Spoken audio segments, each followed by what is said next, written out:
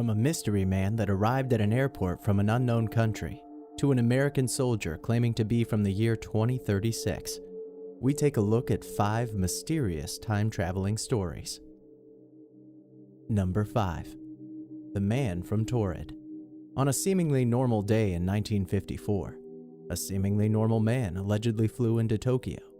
But upon landing at the Tokyo International Airport, his seemingly normal trip had taken a very drastic turn for the weird. When he handed over his passport to be stamped, the man was immediately interrogated as to the whereabouts of his origins. It wasn't a case of racial profiling. While his passport looked authentic, it listed a country no one had ever heard of, called Torres. The mystery man claimed his country was located between France and Spain, but when he was asked to point it out on a map, he pointed to the Principality of Andorra, insisting he had never heard of Andorra and that Torres had existed for 1,000 years. He claimed that he was in Japan on business, something he had been doing for the past 5 years. His passport seemed to back up his story, as it was covered in previous customs and visa stamps, and he carried with him legal currency from several European countries. He even had a driver's license issued by the mysterious country, and a checkbook containing checks from an unknown bank. After more interrogation and confusion for both parties, the traveler was sent to a nearby hotel until an official decision could be reached.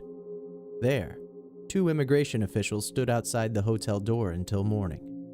It was then that they discovered the mystery man had vanished without a trace, which was troubling since the only possible exit was a window with no ledge, 15 stories above a busy street.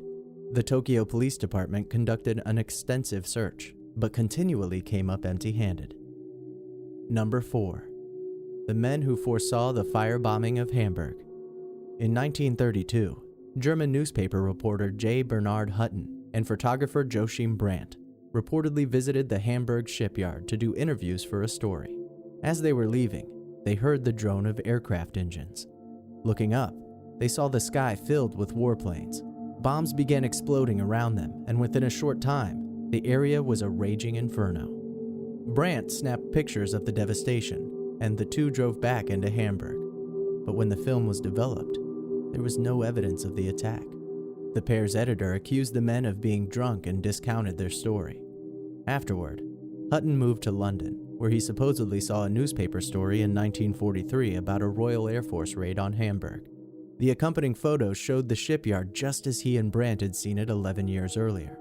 The Royal Air Force did, in fact, bomb Hamburg in 1943, in a series of raids known as Operation Gomorrah. Approximately 550 to 600 bombs turned the city into a firestorm, which killed 40,000 people. It was World War II's first widespread destruction of a major city, and the last anyone heard of Hutton and Brandt. Number 3. Aiken Nordquist met his future self.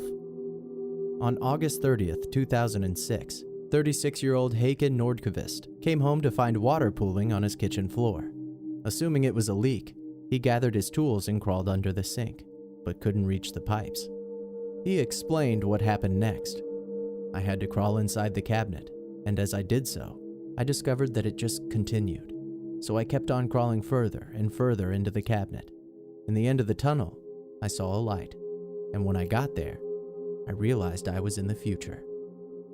The year 2042 to be precise, which is where, or rather when, Nordquist met his 72-year-old self. To his surprise, future Nordquist knew things that only he could know, like where he'd hidden his secret things in the first grade. The two selves even had the same tattoo, though future Nordquist was a little faded. The men posed for a selfie on the younger Nordquist's phone. The photo, which was the only one Nordquist apparently thought to take in 2042, showed that Nordquist had some physical changes to look forward to, including, notably, growing a couple of inches over the next 36 years. Number 2. Marcahuasi Stone Forest. The Marcahuasi Stone Forest lies in the Andes Mountains in Lima, Peru. The stones are almost like sculptures, taking eerie shapes like human faces. But no one is sure how they formed. As if that isn't spooky enough, the real mystery is the possibility of a dimensional door or gateway that is said to be located in the forest.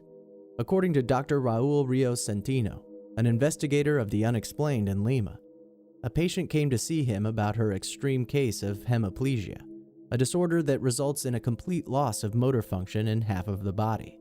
When he inquired about the woman's condition, she revealed that she had been camping with friends in the Machu forest. According to the patient, they had gone out exploring late in the night and happened to stumble upon a torchlit stone cabin filled with dancing revelers in 17th century attire. The woman said she felt an otherworldly pull toward the cabin, but she was yanked away by one of her friends before she could fully enter. The incident left the side of her body that had entered the cabin paralyzed. Her test results revealed no discernible cause for her paralysis. Centino believes the woman experienced a dimensional shift, producing a change in her nervous system's energy flow. Many natives, as well as scholars, believe that a dimensional doorway exists in the stone forest of Machu, which the woman and her friends may have unknowingly crossed. Hemiplegia may not be a great consolation prize, but had she not been pulled away, the woman may have been lost forever. Number 1. An American soldier from the future. In late 2000, posts began appearing on the internet from someone claiming to be an American soldier from the year 2036. John Titor, as he called himself, was on his way back to 1975, using a device installed in a 1987 Chevy Suburban.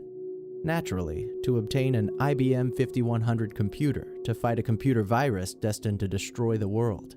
Titor hinted at a world beset by conflicts, culminating in a series of Russian nuclear strikes in 2015 that would kill almost 3 billion people. Titor's post abruptly ceased in 2001, but Titor mania continued. In 2003, a bound edition of Titor's 151 message board post was released under the title John Titor, A Time Traveler's Tale. Though no longer in print, one can still buy a new copy for an eye-popping $1,700. The book was published by the John Titor Foundation, a for-profit corporation run by Florida entertainment attorney Lawrence Haber. The foundation also owns the copyright to the purported insignia of Titor's military unit, the Fighting Diamondbacks, which is inscribed with a quote from Ovid, Tempus edax rerum, meaning time devours all things.